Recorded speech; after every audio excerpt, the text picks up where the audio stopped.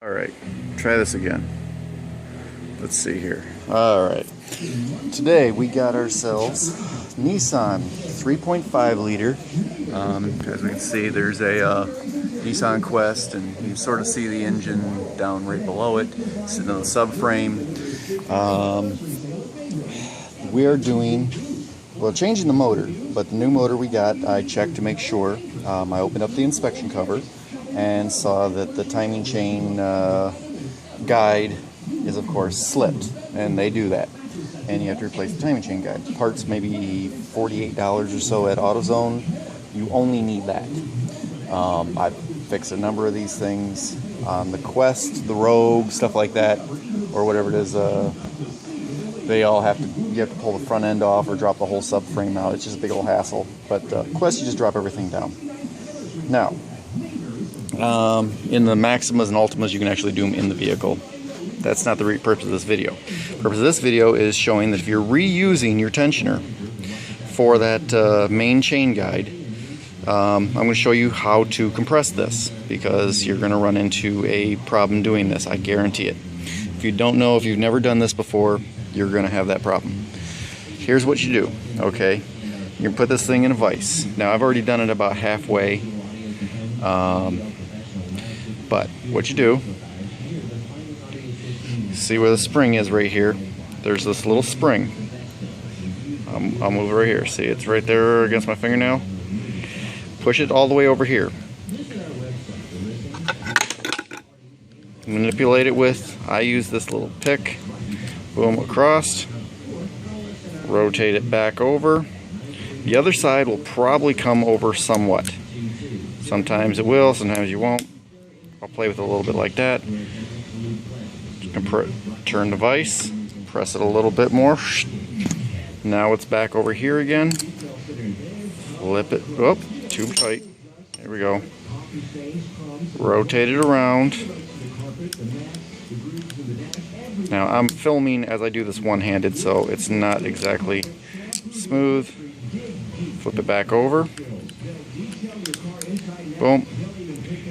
And you can push it over if you'd like before you press it. But now, if you'll notice, in this groove, there's a notch. Come on, focus for me, would you? There's this little spot right here. That's the amount. Once that spring touches this back part right here, it'll bind up. So you have to do this in like little increments, 1 or 2 of these threads at a time, no more. Once you've got this thing completely pressed in, you're going to need a pin. This is why I keep all the grenade pins from every tensioner that I ever get. I throw them in my toolbox. You'll want a whole series of different size ones for different vehicles if you're redoing timing. I get customers who do not want to spend the money to buy the entire timing chain set or the timing belt set. So we're reusing timing belts or timing tensioners frequently. Now, no proper shop would do that. I don't advise that. I tell people 100% of the time, replace it all. That's the correct thing to do. And they ho-hum, well, I don't have the money. Okay, not a problem. I will do whatever you pay me to do. If it fails, not my fault.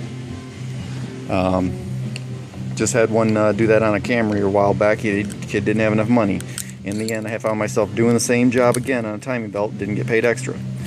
So, boom, once it's over, flip, rotate it, work this side. One little thing, press it in, rotate it over.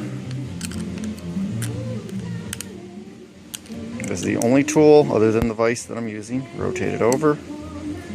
That time, it actually did it perfect for me. Oh, it's actually not quite the best. But you see how much further in we are. Once you get this face right here, this big groove, lined up with this hole, that's when you're going to want to put your pin. The way to tell, right here, we're going to head on over here to the timing cover. The way to tell if this is your problem, if you have a timing chain rattle, you'll get it when during first startup, cold startups. It'll get worse and worse. You take off these 3 screws, you'll be able to see in. Here's your timing chain. This is the motor it's going in. I just noticed this one's a problem. That motor is going to be for sale. It actually does run and drive. It has the timing chain rattle. Its valve cover gaskets leak. I heard the rear main seal leaks a little bit. But it's got 200,000 miles on it. This one has less. But they all fail in the same way. If you look right here, here's where the tensioner is going to bolt to. And this is the point of failure. Which I'm sure if you've been aware, there's a lot of videos about this.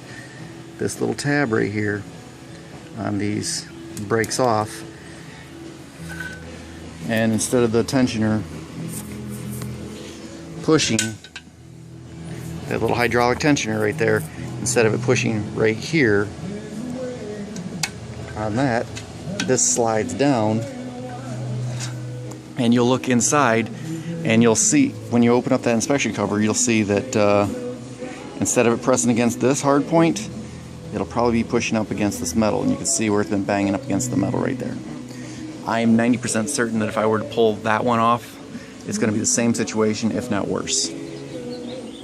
So this part right here is the only part you need to replace to fix this problem, unless you've got excessive chain wear. The other guides are breaking down, and should they all be replaced? Yes. I've only seen one time when more than this one needed to be replaced, ever. So you can get the part for 50 bucks. You can do your water pump at this time if you'd like. I have everything marked: sprocket, the chain, sprocket, chain, housing, sprocket, chain, housing, sprocket, chain, housing. You can't see it right there, but it's there. All the way around. On the crank, I did it down here, and I'm not too sure if this is top dead center. I really wasn't too worried about it because they're not moving that much, but seemed to be. So that's how I did it. Once you get the new chain tensioner, you're gonna have a little trouble rotating this back cam, but bolt your new tensioner in. Boom. May or may not come with a bolt. Make sure it's greased and slides correctly. Put your thing in there, pull your grenade pin, should pop out. Rotate the engine a couple times. Now when you first start up, you may get a little bit of a rattle. The chain will not be getting as much pressure as it could from the hydraulic tensioner until the oil pressure builds up, and then it should smooth right out. So if it's still rattling after 1 minute, you probably did something wrong. Alright, this is the everything that needs to come out on this is the 04 Quest. Engine and trans are already separated basically. We're replacing all the motor mounts. These things were garbage. That's an extra $500 at AutoZone. Here's that timing cover inspection. Now in a vehicle, you can get these out, sure. They're gonna be a bitch to get at a little bit. Once you get them off and look in there, you're gonna need a mirror because that thing is going to be in the middle of your frame rail. You'll never see it otherwise. So, hope this gives anybody an overview of what all is involved. Peace out, bitches. Where am I at here?